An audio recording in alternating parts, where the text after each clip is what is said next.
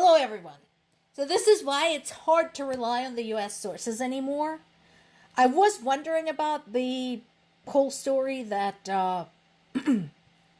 US government at the time, which would have been Biden administration, was angry with Ukraine over the sinking of Russia's flagship, Moscow, the flagship of their Black Sea fleet.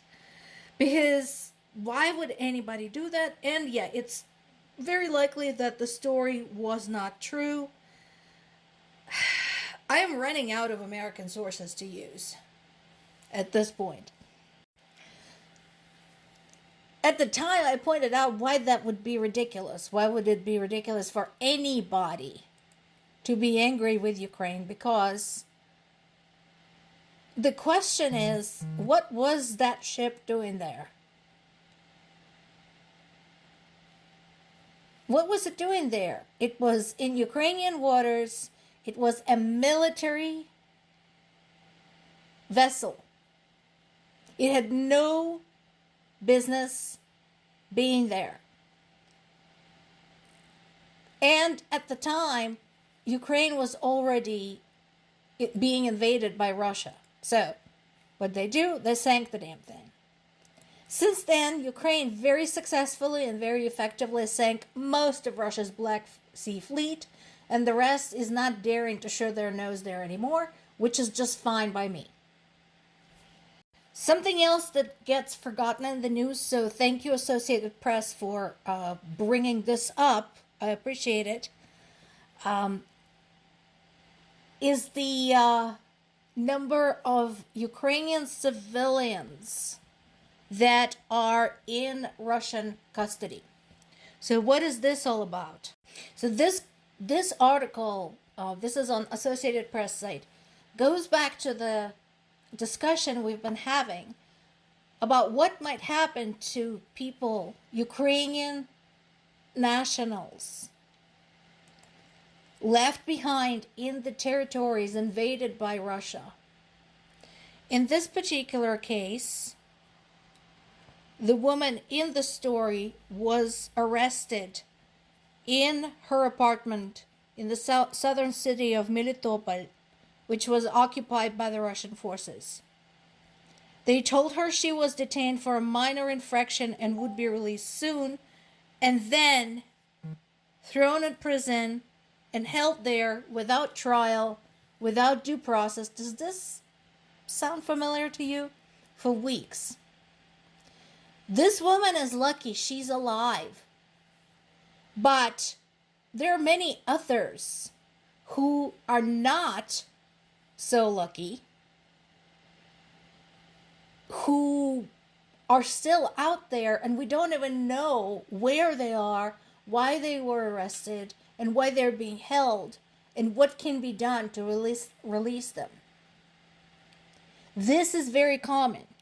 On top of this, we still have thousands and thousands of Ukrainian children who were kidnapped and POWs.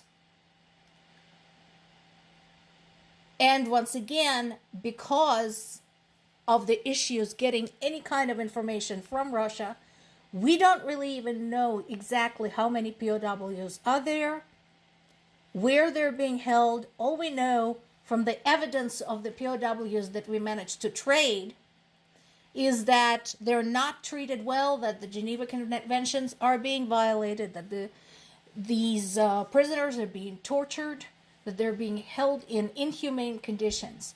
By comparison, Russian POWs in Ukraine get roof over their heads, 3 square meals a day, medical services, and once a week phone call to tell their families that they're alive. Big difference. As a personal matter, one of our family members is currently in Russian custody. We know he was alive as of November of last year, and that is the last thing we know. As if arresting and torturing civilians wasn't enough, Russia continues to bomb Ukrainian civilians on a daily basis. Many news sources, both American and European, are covering a major missile strike against Ukraine's capital, Kyiv, which injured some people and triggered, of course, the air alert sirens across the board. As the time went on, it was discovered that one person was killed in that Kyiv attack, and the death toll from this earlier strike in Kyiv Rih is now up to 19.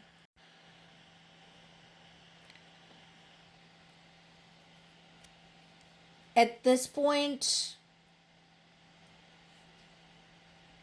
we know that there's still rescue crews working at both sites in Kyiv and at Kyiv Rih, so it's possible that we're going to find out more dead and injured.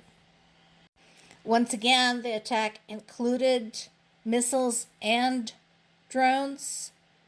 And once again, so tell me about that ceasefire again. There were also 3 more people wounded, 3 women wounded in the overnight attack on Mykolaiv. And there were several fires. And again, we are talking about residential areas. We're talking about civilian targets. While the scale of attack was not immediately clear, it was later discovered that it was so extensive and went so far that Poland felt the need to scramble their military jets too close to home. And this, by the way, addresses some of the questions folks have been asking me about my parents as to whether they could move. For those who are new here, my parents live in Zaporizhia, Ukraine, so that's southeastern part of Ukraine. You can pull up a map and look. They have been getting shelled daily and nightly since August of last year. And we talked about this. I asked them, is there any way they can get out? First of all, Russia already said that they will provide no guarantees, no green corridors for civilians to leave areas that are being heavily attacked. They said if they see a caravan of cars or minivans or buses, they will target them regardless whether they're civilian or military.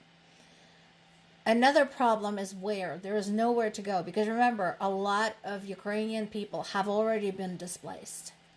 So there is nowhere for them to go. There is no way for them to go, and there is nowhere for them to go. Right now, nowhere in Ukraine is safe. And there is a reason the Poles are worried. There is a reason Romanians are worried, because this is very close to home for them.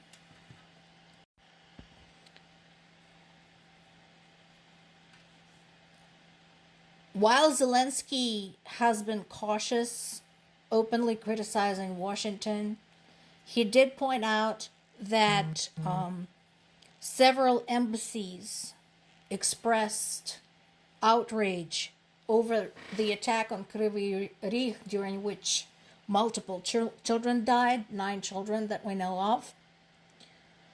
And he pointed out that the message from the U.S. Embassy made no reference to Russia, no condemnation specifically to Russia. Let me show you what I mean.